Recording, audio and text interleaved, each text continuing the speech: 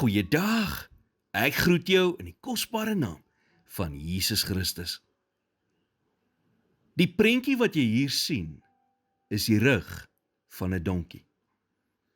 Die soort dier wat Jesus doelbewus gekies het om op Palmsondag Jerusalem binne te ry. Kyk mooi, daar is 'n donker lyn wat al langs sy rug afloop en oor sy skouers kruis. Dit lyk soos 'n kruis. Jesus het Jerusalem binne gery, wetende waarheen hy op pad was. Wetende dat dit die week was. Wetende dat die kruis vir hom wag.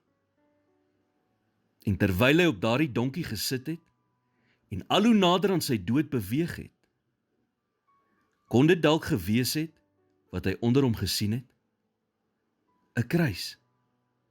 'n Stil prentjie van die lyding wat hy binnekort sou deurgaan. En dit is wat God dikwels doen.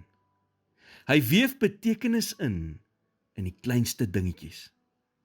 Hy vertel 'n storie lank voordat ons besef dat ons deel daarvan is. Die kruis was nooit 'n nagedagte nie. Dit was altyd die plan van die begin af in die fynste besonderhede. Jy sien, daar is geen plan B vir verlossing nie. Die enigste weg wat hemel toe lei, gaan deur Golgotha. Daar is nie 'n pad om die kruis om gered te word nie. Die Bybel sê in Hebreërs 9 vers 22, sonder bloedvergieting vind daar geen vergifnis plaas nie. As jy vandag na die kruis kyk, sal jy die vloek van sonde, die koste van sonde en die genesing vir sonde sien.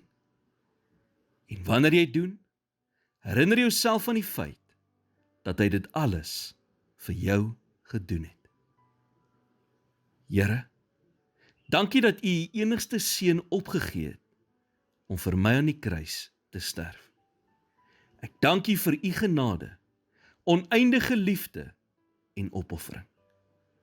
U het onverdiende genade aan ons geskenk, deur ons die beste geskenk te gee wat ons ooit kon ontvang. Verlossing. En daarvoor loof ons U vandag. In Jesus naam, amen.